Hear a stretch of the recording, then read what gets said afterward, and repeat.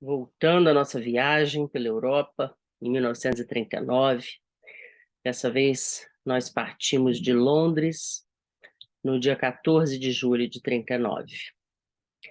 Segundo as palavras de William Shirer, lidas por mim, Raquel, consta o seguinte: Paul White, de Nova York, e o nosso, entre aspas, Estado-Maior Europeu, composto de Admiral Tom Grandin, de Paris, e eu, conferenciando sobre a cobertura da guerra. Discutimos assuntos técnicos, tais como linhas de transmissão e emissoras de ondas curtas, e combinamos a organização de um grupo de norte-americanos. O New York Times, por exemplo, conta com o concurso de vários ingleses entre o seu pessoal, para agirem na qualidade de correspondentes regulares, uma vez que as agências noticiosas americanas e os jornais não consentirão que os respectivos correspondentes falem pelo rádio, desde que rompa a guerra. Ouvimos dizer que a empresa rival pretende contratar muitos dos grandes nomes estrangeiros, como Churchill, em Londres, Flandin, na França, Gaida, na Itália, e outros. Mas achamos que o nosso plano é melhor. Se a guerra estoura, os ouvintes norte-americanos quererão ouvir notícias e não propaganda política. Estamos desolados com o atraso dos poloneses na construção de sua nova emissora de onda curta, uma vez que isso nos deixará numa situação bastante difícil. Disputei uma renhida partida de golfe com o Ed e gostei.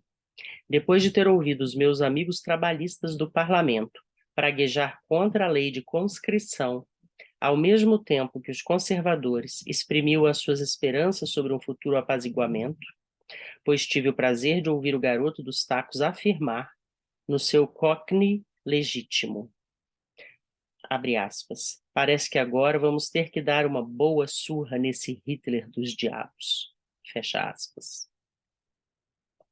Paris sem data. John Eliot, antigo correspondente do Herald Tribune em Berlim, atualmente destacado em Paris, revela-se que durante todos esses anos em que tem vivido a registrar a história diária da Europa para o seu jornal, recebeu apenas pouco mais de uma dúzia de cartas de leitores suficientemente interessados nos seus artigos para se darem ao trabalho de escrever-lhe. Entretanto, depois de 2 ou 3 irradiações de Paris, durante a ocupação de Praga, a 15 de março, já recebeu dezenas de cartas aplaudindo, protestando, fazendo perguntas. Genebra, 28 de julho de 39. Fodor e Gunther surgiram em Genebra hoje à noite.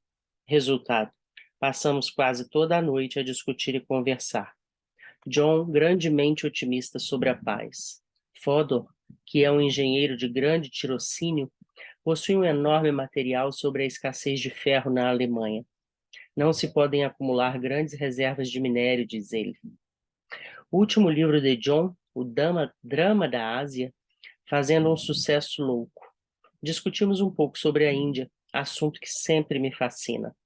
Mas John não se mostrou tão fascinado pelo Mahatma Gandhi quanto eu. Genebra, 3 de agosto de 39.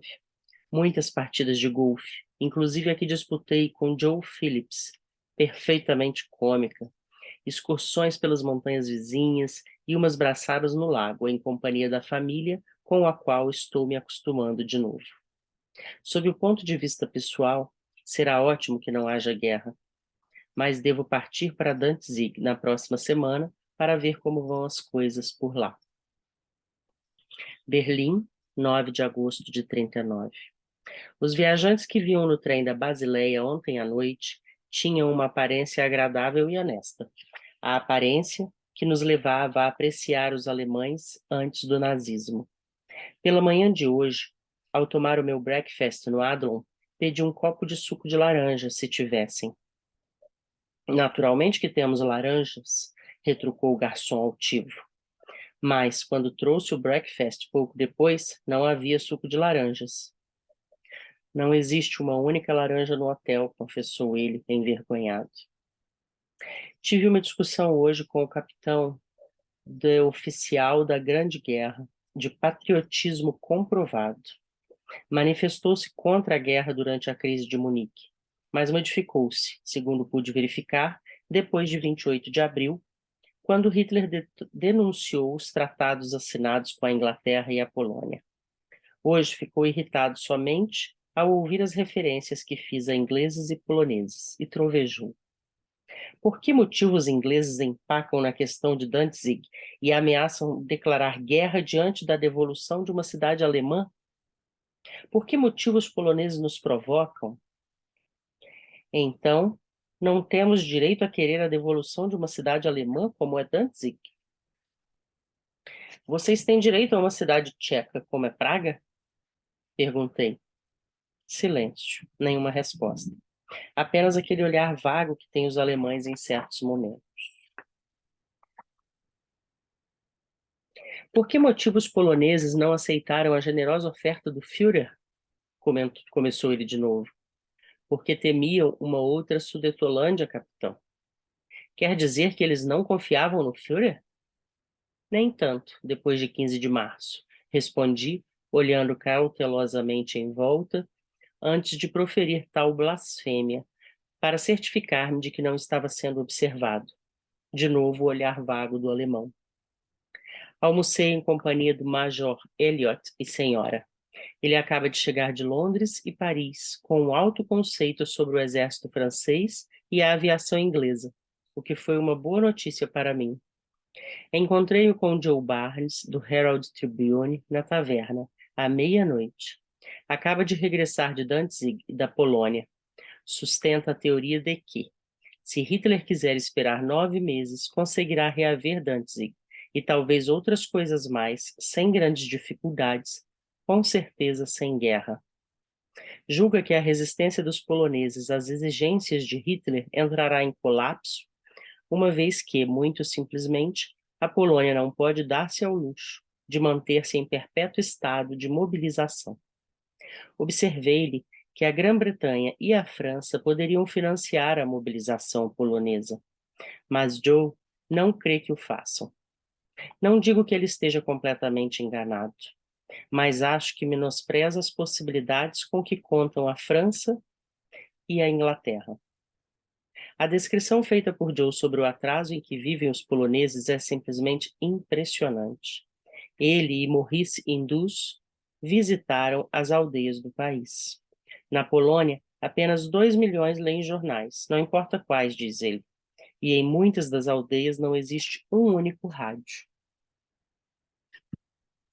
Agora os vídeos estão mais curtos, nós já terminamos este, mas na sequência virá um outro, e a gente está chegando pertinho do começo da guerra.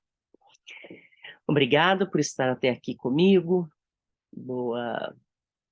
Espero que você esteja gostando e que você curta, comente, interaja comigo aí nos comentários ou também lá no Instagram.